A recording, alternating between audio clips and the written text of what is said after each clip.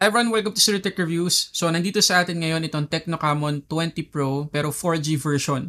Tapos na natin pag-usapan yung 5G version, pero if ever na gusto nyo panoorin yung unboxing at full review ko sa phone na yun, nandiyan yung link sa description box sa baba. So, itong 4G version na pag-uusapan natin ay worth 9,229 pesos as of making this video. Pero yung mga phones ng Tecno, madalas mag-fluctuate yung price. Kaya mas maganda i-click nyo na lang yung link dyan sa description box sa baba para sa updated pricing.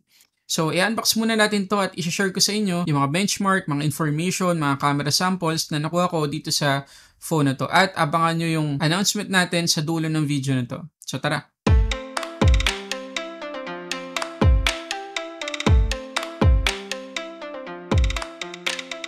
Okay, so kagaya ng dati, kung hindi pa kayo nakasubscribe, pwede nyo i-click yung subscribe button dyan sa baba, pati na rin yung notification bell. So again, yung pag-uusapan natin ngayon ay itong Tecno Camon 20 Pro 4G. So unboxan natin. Okay, so ito yung box ng ating Tecno Camon 20 Pro 4G. So ang una natin mapapansin, same talaga halos dun sa box ng 5G version. Kulay blue pa rin yung accent, may malaking 20 sa gitna. At present pa rin yung sticker dito sa may top right corner, may nakalagay na AMOLED.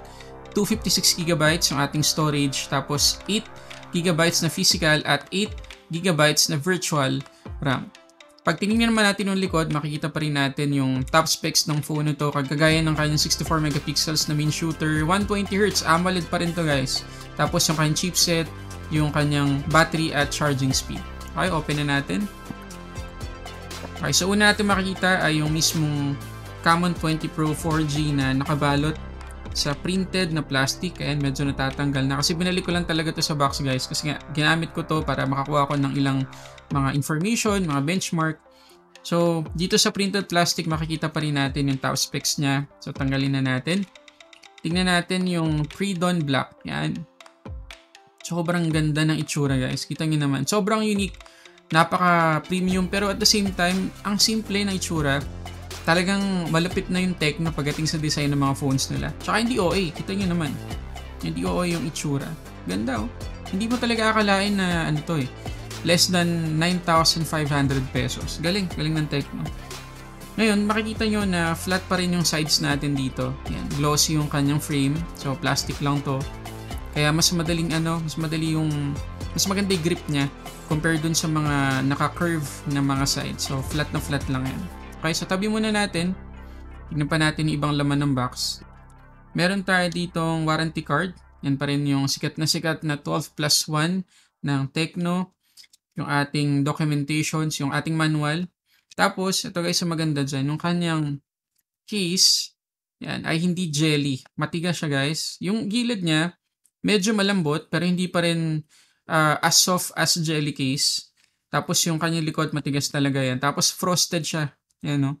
Tignan nyo yung itsura niya kapag nilagay natin sa ating Camon 20 Pro 4G. Yan. So makikita nyo na na-preserve pa rin yung ganda ng kanyang design. Makikita nyo pa rin. Pero at the same time, protected siya kasi yung kanyang camera bump may added protection. Tapos, dahil frosted, hindi siya dumihin. So again, kahit sa case, thumbs up sa Tecno kasi talagang pinagbubutihan nila. Okay, so tingnan natin yung iba pang laman ng box. Meron tayo ditong charging brick, 33 watts to guys. Tapos USB-A yung kanyang port. Tapos meron tayong maliit na box dito. Ayan.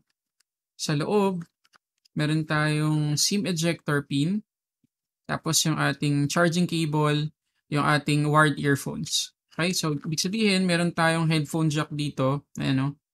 May headphone jack tayo dito sa Camon 20 Pro 4G. And para lang magkaroon kayo na idea sa design nitong Camon 20 Pro 4G, makikita ninyo dito ngayon yung difference nila ng 5G version.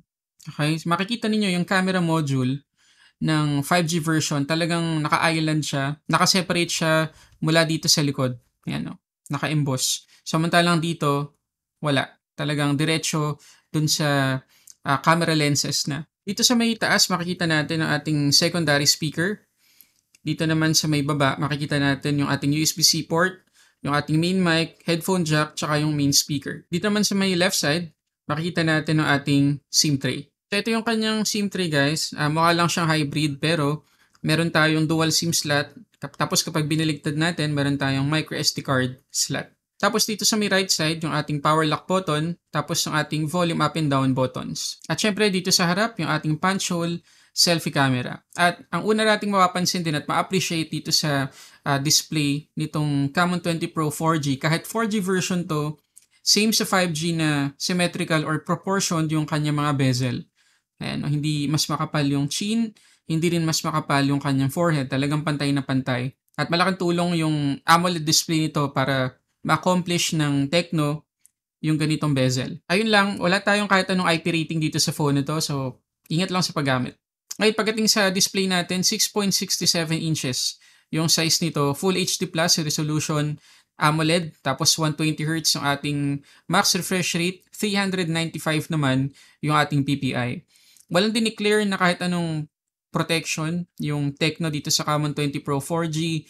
Mabuti na lang may naka-install na screen protector out of the box. So, ingat-ingat pa rin tayo. Ngayon, pagdating sa quality ng display, masasabi ko na maganda siya. Hindi naman super accurate. Hindi rin naman kasi dineclare ng Tecno talaga yung color coverage natin dito. Pero, makikita natin na maganda yung color production. Hindi maputla, hindi rin sobrang vibrant. Alam mo yun, saktong-sakto lang talaga. Pero i-check natin yung display settings niya. Okay, so una natin tingnan yung screen refresh rate settings niya. So, meron tayong 4 na option guys. Pwedeng 120, 90, 60 at auto. So, good news naman kasi kapag sinelect natin itong auto switch refresh rate, talagang umababa siya from 120 to 60 Hz. So, matipid naman pagdating sa battery consumption. Pagdating naman dito sa color style, meron tayong dalawang option. Kung gusto nating mas vibrant yung kulay, pwede nating iselect yung bright colored, or kung sakaling gusto natin ng tama lang, original color naman tayo. Pwede rin nating adjust yung kanyang color temperature. At good news para dun sa mga mag-stream ng movies at TV series dito kasi yung ating wideband security level 1. So makakapag-stream tayo dito ng mga HD content kagaya sa Netflix. Pero i-check na rin natin sa Netflix application mismo kung ano yung max resolution ng playback natin. Kaya guys, makikita nyo sa playback specification dito sa Netflix application, makikita nyo na full HD yung max playback resolution natin. Ngayon, pagdating naman sa performance, naka Android 13 na tayo dito, tapos yung kanyang skin ay HiOS 13, Helio G99 ang ating chipset, 8GB ang ating physical RAM, at 256GB ang ating storage. Ngayon, pagdating sa Antutu score, ito yung pinakamataas na score na nakuha natin, 411,641. At keep in mind na naka-off yung ating Memfusion dito para makuha natin yung score na to. So, kung gusto natin ng talagang optimal yung performance niya, i-off nyo na lang yung Memfusion kung talagang hindi nyo naman kailangan. Pagdating sa wildlife stress test, ang ganda rin ng data na nakuha natin kasi after yung test, ang nabawas lang sa kanyang battery ay 3% at ang nadagdag lang sa kanyang temperature ay 7 degrees. From 29 degrees to 36 degrees. So, hindi alarming yung heat na na-generate ng phone na to. Okay, so unang game na itetest natin dito sa Camon 20 Pro 4G ay itong 4x4 na off-road.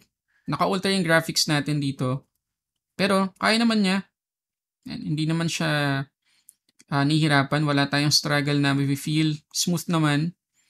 Yan, kayang-kaya naman niya. Okay.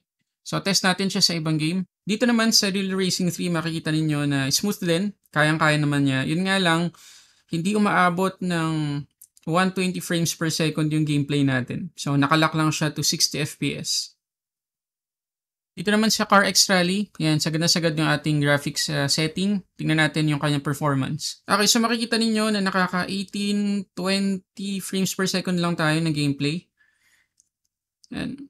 Medyo hirap siya kapag naka-high lahat yung ano natin, graphic settings.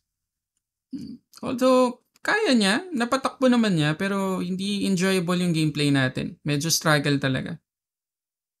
Pagdating naman sa kanyang camera, meron tayong 64 megapixels na main shooter, 1.7 yung aperture niyan, 2 megapixels na depth sensor, at QVGA. Tapos yung ating selfie camera ay 32 megapixels, 2.5 aperture. Ay makikita niyo dito sa mga sample images na okay lang yung quality, hindi naman impressive. Actually, parang mas mababa pa yung quality niya compared sa presyo ng phone na to, pero pwede nang pagtiyagaan kasi medyo maputla para sa sa paningin ko. Tapos may mga times na hindi ganun ka-sharp. Ngayon, Pagdating sa video recording, kaya niyang mag-shoot or mag-record ng up to 2K 30 frames per second. Pero kapag pinili natin ng 2K 30 frames per second, wala tayong kahit anong stabilization. Kung gusto natin na medyo stable, masuswitch yung ating resolution to 1080p, 30 frames per second. At ganun din ang ma-experience natin dito sa kanyang video recording sa selfie camera. 2K 30 frames per second yung pinakasagad na resolution. Pero if ever na gusto natin ng stabilization, magda-downscale siya to 1080p. Pagdating naman sa kanyang battery, 5,000 mAh yung capacity natin at 33 watts naman yung charging speed. Yung nakuha nating SOT, hindi naman super impressive pero good enough na, 12 hours and 41 minutes. So almost 13 hours. Kaya nang tumagal ng phone na to ng buong isang araw sa isang full charge lang. Pagdating naman sa charging, 1 hour and 13 minutes inabot from 20 to 100%. Okay, so yun na lahat ng mga information na gusto kong i-share tungkol dito sa Tecno Camon 20 Pro 4G. So sa tingin nyo ba, sulit yung phone na to? Bibilin nyo ba to sa presyong 9,229 pesos? Comment kayo dyan sa baba. Kung ako tatanungin ninyo, para sa akin sulit siya. Meron lang tayong ilang mga napansing kailangan pang improve ng Tecno sa phone na to, lalo na sa mga susunod na software updates.